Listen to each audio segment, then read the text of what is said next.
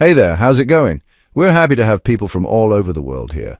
If you're new, welcome to the family. Don't forget to like and subscribe. Now, let me take you behind the scenes and tell you what's really going on behind closed doors.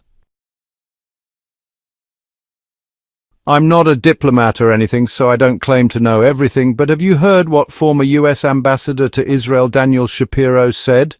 He published an article on foreign policy, one of the most influential analysis sites in the world. And there's one part that really stood out to me.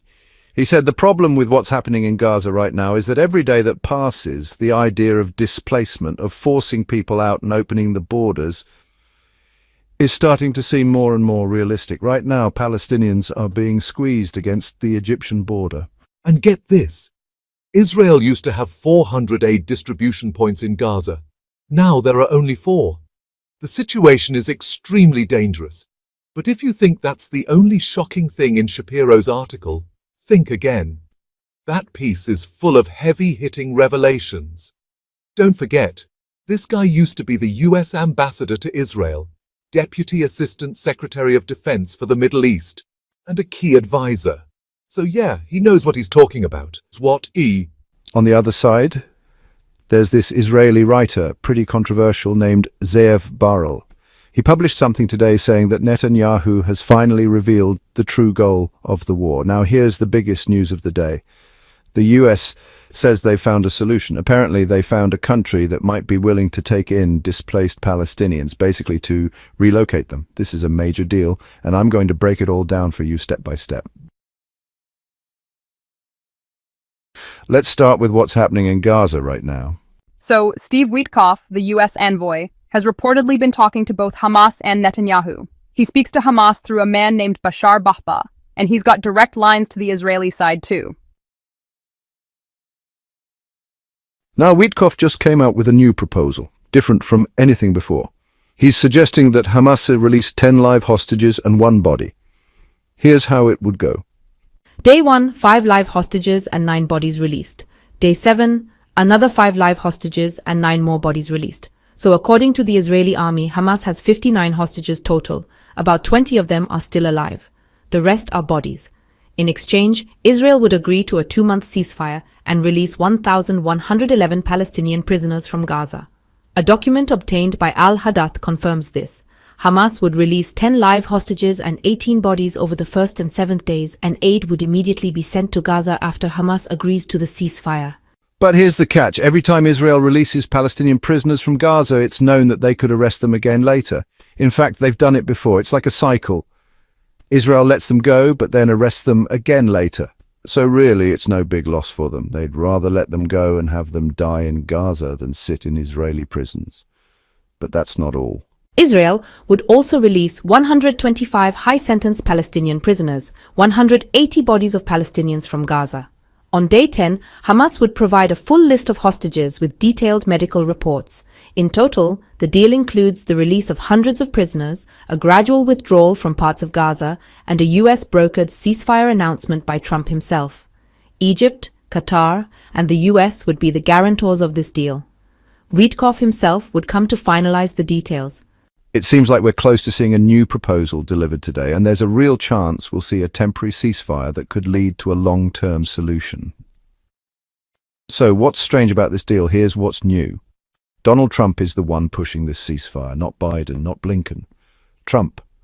Witkoff first pitched this proposal around 2 months ago, but both Hamas and Israel rejected it. Hamas wanted written guarantees from the US or Israel that the ceasefire would be permanent, that the war would end, and that Israel would pull out of Gaza.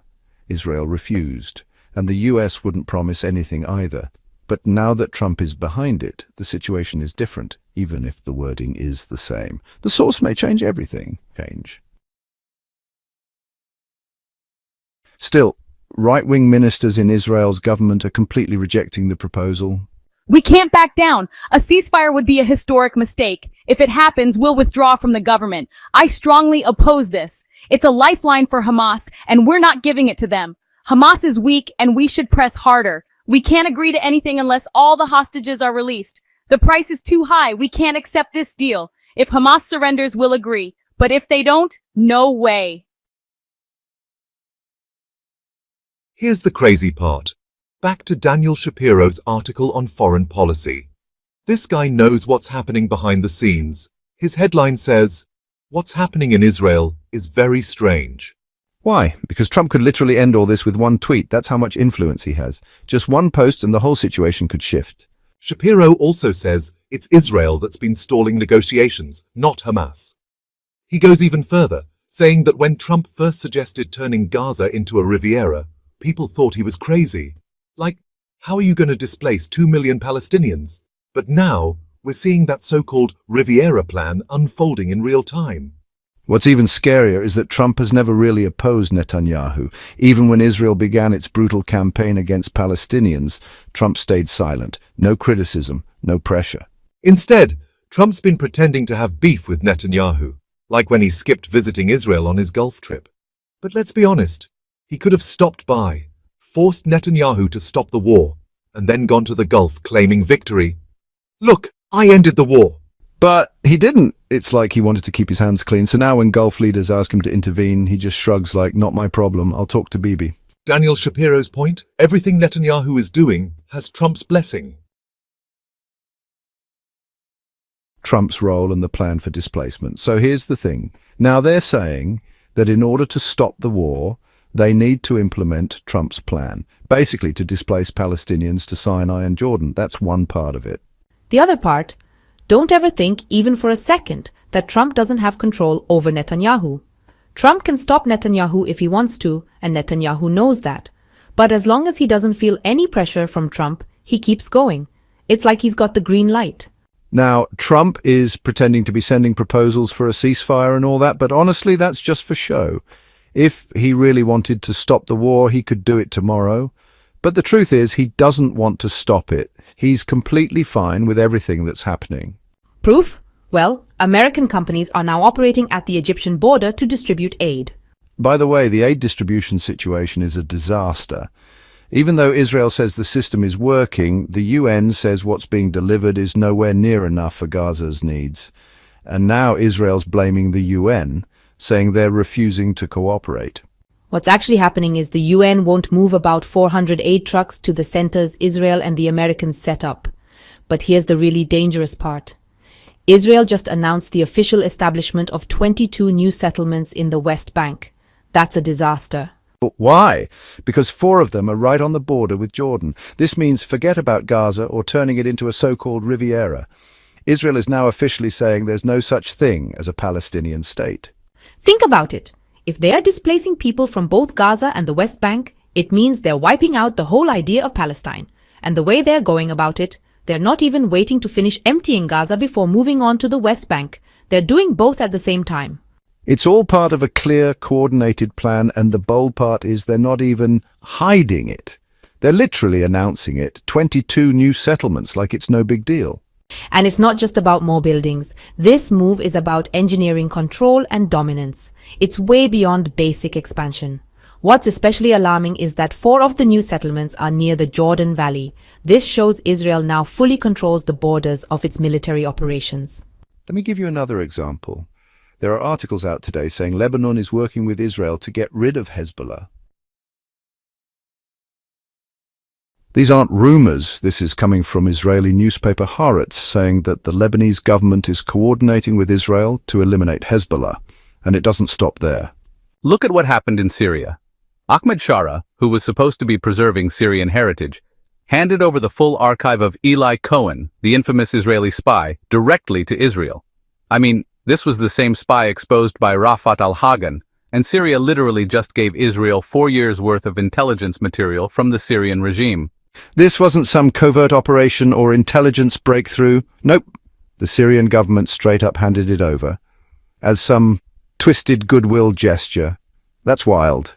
So now, instead of Israel being threatened by its Syrian and Lebanese borders, it's coordinating with both. And in that environment, it's expanding. Did you even hear that Israel is now advancing inside parts of Syria like Quneitra? It's not moving super fast, but they are advancing.